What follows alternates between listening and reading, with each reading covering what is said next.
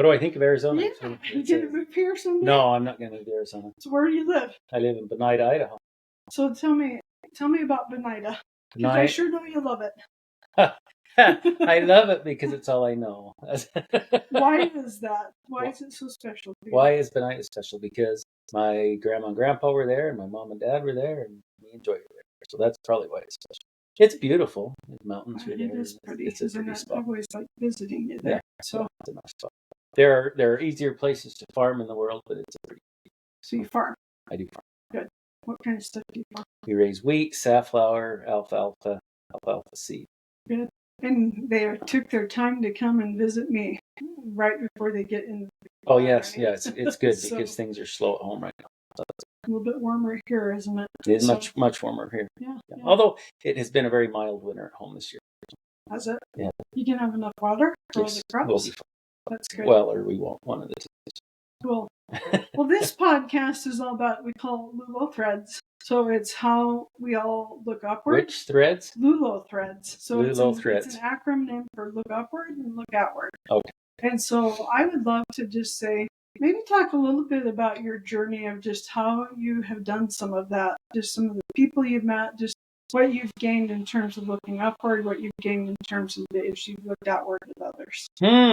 Looking upward. Meaning like coming to know God or Jesus? Yeah, or what are you talking about? That's actually it. I have lots of friends from different faiths that I'll interview. So what is it for you? Well, I guess I was trying to say, I've just been raised. I've always been a believer in God, and my mom and dad were believers. And so as far as having a belief in God, it hasn't been a hard stretch for me at all. I've served in church and read from the Bible and the Book of Mormon and other scriptures and listened. But I think the thing that's probably helped me the most is people that I love and respect, neighbors, believe. Yep. Haven't had huge questions in my life.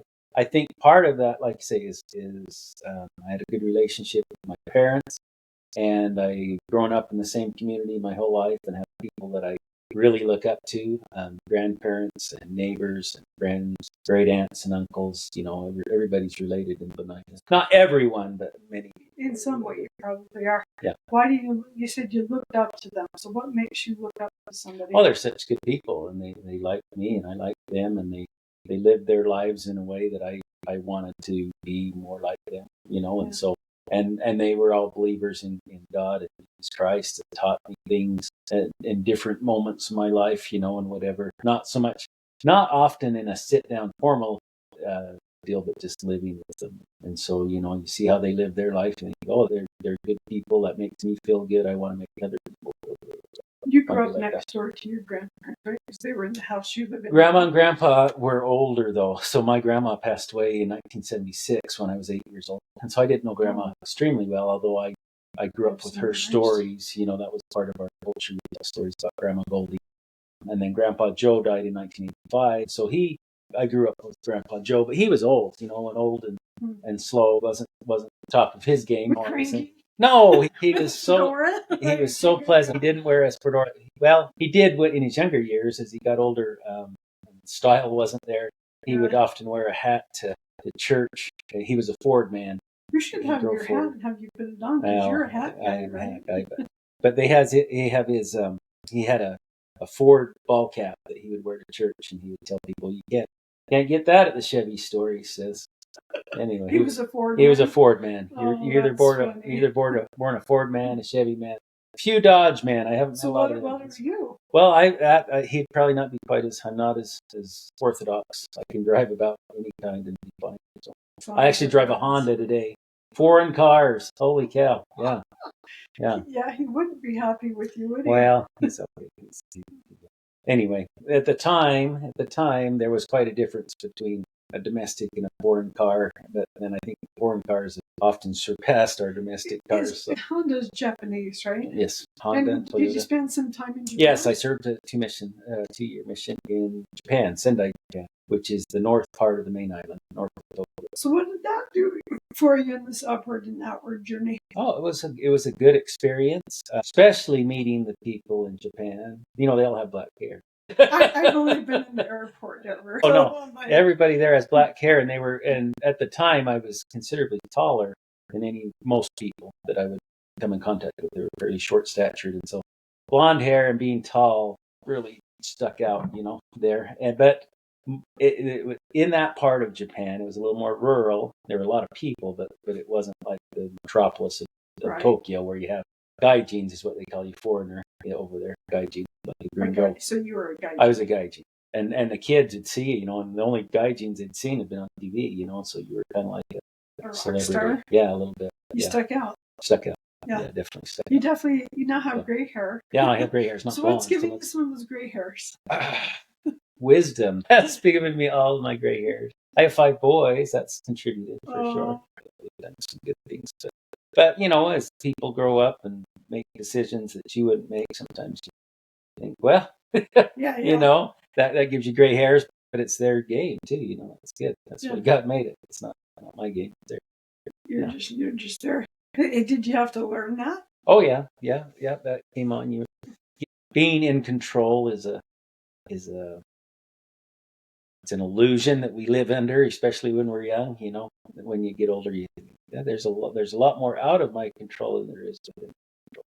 So, as far as your environment, right. And your parents are still around. They still live across the street. They do. Yep. In fact, some people say that my umbilical cord is still attached.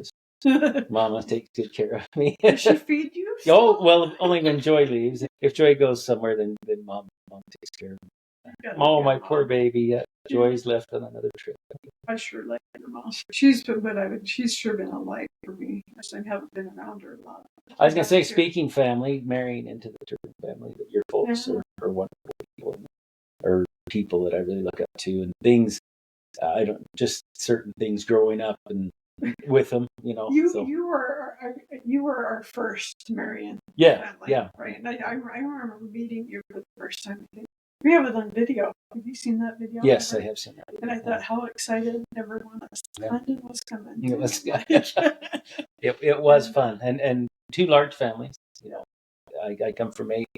Joy comes from 10, but so much in common in the way the values we had and the way we lived our lives. I sure have felt connection with your family, like in all the little gatherings around the 5 sons. Yeah. I sure like your family. You got good siblings. Yeah, they're really good. Because relationships were important to you. I always felt that. Like, you made time specifically in your farming life to come down here to Arizona to come visit. Why? Well, I didn't have anything better to do, Candace. No, just kidding. It was, but it is important. You never know. I mean, I guess the older you get, you think, golly, you might pass up a chance to visit, and maybe you don't get the chance again. So it's important to prioritize that. And you were the child whisperer. I tell you, I've observed that through the years. That little children just love you. They get along pretty good. I think it's good. You make them feel special. I think. Well, they are special. Each one. Yeah, they are. It is interesting. But it's just it's crazy to me. Like you're like a magnet. Like they just love you. Well, that's where I. And then teenagers, maybe they draw back. No, teenagers. I don't know. I love teasing teenagers. That's fun. I think pretty good. Is that once they get past my barbs?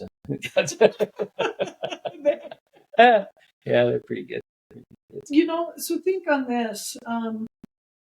I mean, just like I said, I've observed for a long time because you've been in our family for the longest of those that have married in.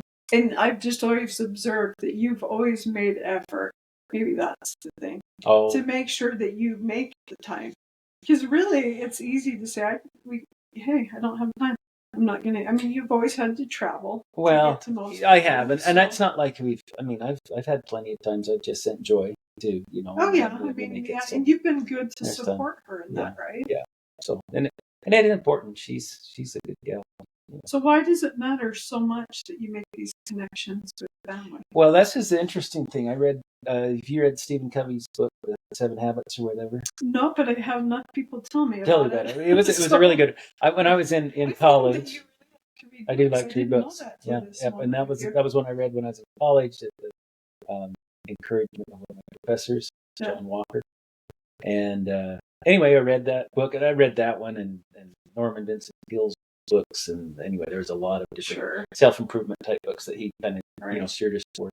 But the thing that did come out of that was in Stephen Covey says relationships is what matters very most. And at the time, I was in the time where, golly, building a career, building a farm or accomplishing these different Yeah. goals was what I felt like would bring the most meaning in life. In the middle of it, I thought he says that, but I don't believe he's right on. But I still remembered he said it. But life has proved him out. He's right. Right. That is by far. And career wise, I have been blessed and be able to accomplish things that I, in fact, past anything that I would have really even thought of. Yeah. But in the end, it's an empty. It's like cars when he says, "What's the piston cup?" Piston cup is just an empty cup, and that's true. When it's all done, you're right. Yeah, it's the relationships that matter, and so I've learned that and continue to learn that. I mean, there's always times I put things that don't matter as much in front, but sure, less so now than I used to. I've actually watched that too. You've grown. Yeah. Hopefully we've all grown. Hopefully, right? It's always nice. I've grown maybe. Yeah. Well, that's what gives me hope for children, as we all get to grow up. Look back and I think of things that I've done that I was quite embarrassed of. And yet, everybody's got to grow up. So part of the process. So what would you say has been like one of the greatest changes you've made lately in life? Oh, golly, I don't know any change. I mean, it's so hard to improve on perfection. I don't know. It's slow, isn't it? We grow, right? So it slowly happens. It does slowly happen. I don't know. Make a conscious effort, though. Yeah. I think, to be just one. Sure. All of these things. Recently, I've followed your dad's lead and helped more with dishes after a good meal. I actually noticed them. When did Clendon start doing dishes? So your dad has always been a good example of that. I haven't always followed that, but more recently, I helped more. So it's a little bit though, like your friend Tammy, talking about her husband. And it's like, you step up when there's people watching, and you're just me enjoying. So is that what you're saying when you're just enjoying? It's all just a show. It's all just a show to get us. No, I have tried more. Why? Because I think, boy, she cooks a really nice meal, and it's kind of a shame to leave that altar, but it's a way of showing appreciation for me. Yeah. And we have a really good dishwasher at home that we can put it in, and man, it just cleans it right up. It's awesome, yeah. Well, and I don't know as I always have, but it's really interesting how things work. Yeah. It's really interesting. Knowledge is power, right? Well, and there's so many things we just take for granted, Everything around us is this miracle. You go to a grocery store, my heaven, that is such a logistical miracle that we just take for granted. We go in, oh, gee, I love a deal of eggs. I'd love some milk. I'd love some cheese. I'd love some candy beans, a pineapple. Or bananas. Yeah. Oh my gosh, and think how cheap bananas are, What an incredible... And yet they don't grow anywhere near us. Not anywhere near, yeah. Is that some of your farming background, you think, that makes you maybe, probably, maybe, I don't know. We can all get sucked into our one little corner of what we're good at and what's interesting to us, I guess, but I think in order to appreciate the world around us, you have to know more about it. The more I learn, the more... That's what's always amazing to me is when someone is so smart, say like in an intellectual sense, or like a professor or something, and yet they don't believe in God. And I think, how in the world? That's such a disconnect to me, because everything is such a miracle. Like heavens, the precision that everything works together in, and what anyway. I guess that's why I think like a supply every year. Well, you're saying that's a miracle. That's a miracle. Everything's a miracle. Yeah. And yet, what's interesting too, though, when you talk about that miracle, there are short, you say like in the life of a wheat plant, there are short little windows where that plant determines how much it's going to yield, and it's not anywhere near the end. It's right in the very first. And if you neglect it in that point, you don't have fertilizer on there, you don't have water, you'll mess it up. And so every little step along the way, it's got to be tended.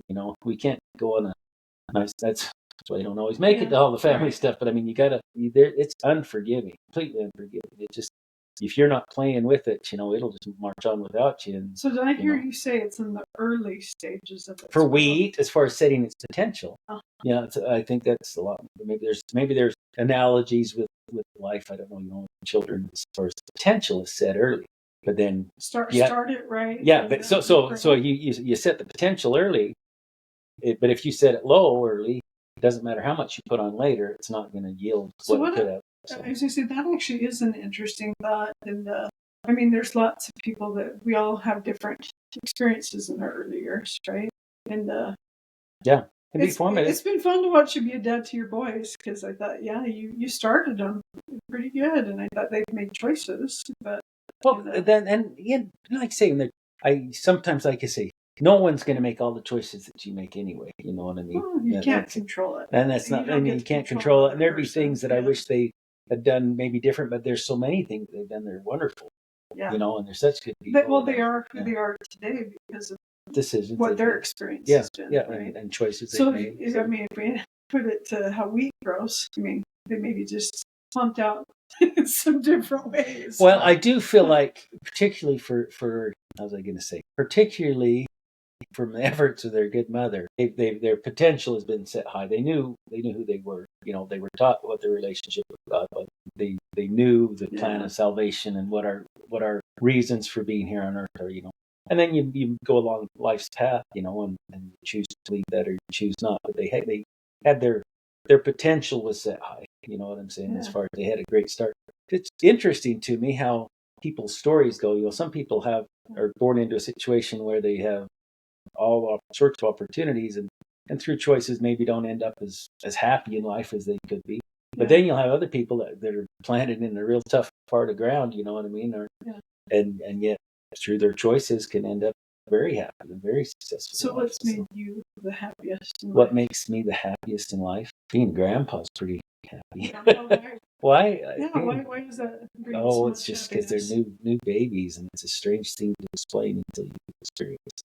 I've had people. I mean, like I said, I've watched it. Yeah, you watch it, but how happy but it even makes you. It does make you very, very happy. Those kids, they're just part of it because of being grandparents. As you're watching your kids be parents, and they're good parents. Both of ours, you know, our parents, our grandchildren, are wonderful men and women. They married well. But then they're very conscientious and they're doing all they can to be good parents, you know, and so that's very rewarding. But then grandkids they're just something special. I don't know why. It's magic. You just have to grandkid magic. Yeah.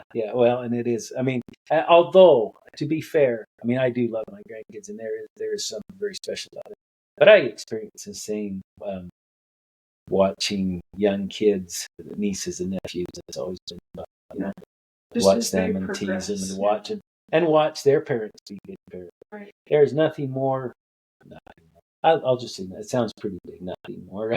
But it's very rewarding to see people be good parents and to see children that are raised by good parents, whoever they are. It's really, really rewarding. I really like that. Do you know one thing I really like is I've watched you and observed your sense of humor. Right. I thought I mean, the joy in the journey, right? I thought you sometimes can lighten the room up because like you're being dumb. But you do it in a way that's like, maybe think about how funny this is right now. Sometimes, you know, there's that fine line between light-hearted and cross it. But I try to.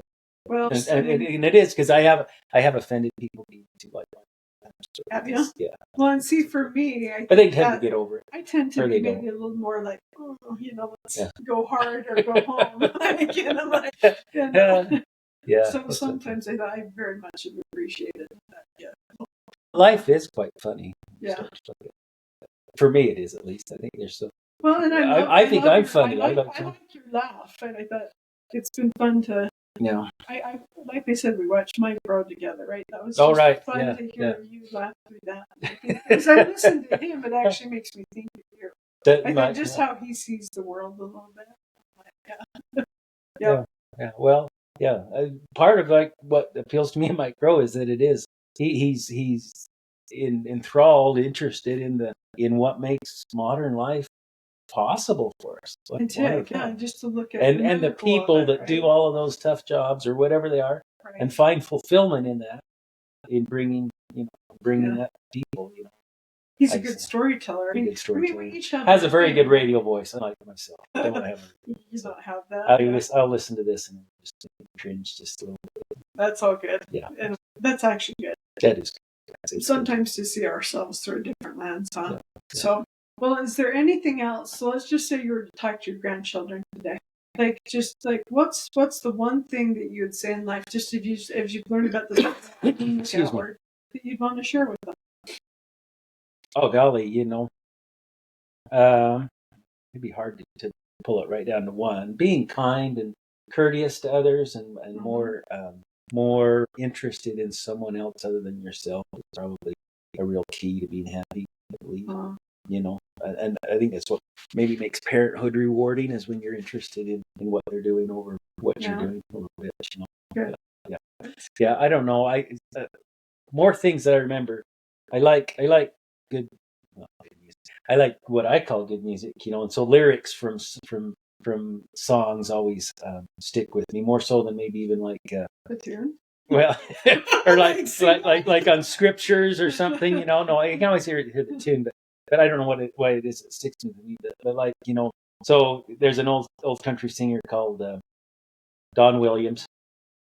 You don't even know Don. You're going to pull him up after we're done. You want to listen to Don Williams. He's got one that I Believe in You, I think is the name of it. Anyway, one of the lines in it, it's like I don't believe in superstars. I don't believe in organic food. I don't believe in foreign cars. All these things, Which and man, I'm all over that.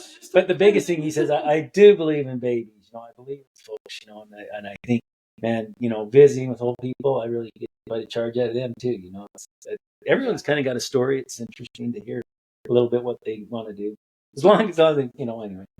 So be kind and be kind. And make the other person more important than yourself. Yeah. That's what I heard you say. Yeah. At least let them feel that way. How's that? Even if you don't completely believe it, it's important. So you are. Yeah, I'm pretty important. I'm pretty important. But yeah, I don't know. There's anyway. But I do believe in babies, and that's the sad thing. I think my own. So we sell puppies. Yeah. Do you still? We do. We have boys are all raised. We have one mother dog and husband dog, and it's cute. I really love puppies. The biggest thing I love about puppies is then you can invite people over to play with the puppies. But every time sometimes we'll sell a puppy to a young couple, hadn't had babies, and this puppy is basically their baby at the time. Right. Man, I'm thwarting God's plan selling this young couple this puppy. You need to have babies. Babies is where it's at. I believe in babies. I believe in mom and dad. I believe I believe it's central to our Father in Heaven's plan. Just like go find happiness, right? Yeah, and that's where it really is. There is something about there's something bigger than you. Yeah.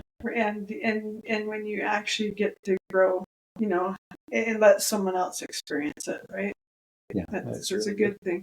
Really good. That's good. Yeah. Well, Clendon, being kind.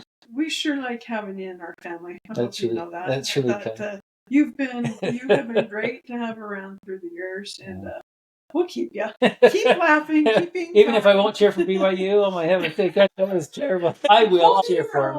You have to be humble through the years. I'm sitting. No, it's good. I was going to say, I don't remember you actually sitting down and never watching the sporting event, haven't? Do you? Oh yeah, maybe just I haven't done it with you. But it used to be really big when it was like, I guess probably back in my glory years, that would have been like elementary. That was right. NFL football player. Right. I would cry when the Dallas Cowboys would lose. And I was a Dallas Cowboys fan. Oh, really? Too. Yeah. Danny White. Yes, Danny White. Danny White. When I was even Roger Staubach was my. He was just prior to Danny. Oh, okay. Yeah, so, you are older. Yeah. So, yeah. Anyway, that was the big deal. But it's kind of waned. Mostly, probably, I guess. If I had a team, Utah State's. You got to be a real good fan to cheer for Utah State because you really don't have lots to cheer for a lot of times. They have their moments. They do. They've had their fun. The sad thing is sometimes. So this is what I've said about BYU fans, and it's. I could be a BYU fan, except for the BYU fans. That's the trouble. I hope I haven't read your own. No, you're so benign. You're so benign. But the reality is, I could be a Utah State because I'm very, very was I going to say, ashamed of the way some people, I used to have season tickets to BUA. I never took you to a game, did I? No. I was always too busy. You were farming. Yeah, that's right. Well, and I'm sure if you go to a BYU game, I'm sure it always. Well, I would have taken you to Utah State game. Oh, there we go. Yes. But Brett always came. Oh, yeah, right. Why did I never invite you? I don't know. I'm sure. But there was a time or two I had to rein some of my guests in. Like, I'm not bringing it again. Rein it in. We're getting a little crazy here. You're not being polite right now. That's a strange thing. That's not okay. I'm kind of a big believer in treat people with kindness. Yeah. You're going to get back what you sow. Yeah. There's some truth to that, isn't there? Well, it's so strange to me, too, when you'll have very kind and good people, and it's like they get into that situation and they'll switch. It's like weird. The sports can bring out the best in this, and they can bring out the worst. Yeah. I guess when I was in South Africa, I watched it turn the whole country. It united them. Yeah. That's the thing I've always loved. I love that when it brings people together. I'm a fan. When it tears us apart, not so much. Yeah, and and you can do both. I can't. Anyway, well, it's been delightful. Yep. Thank you.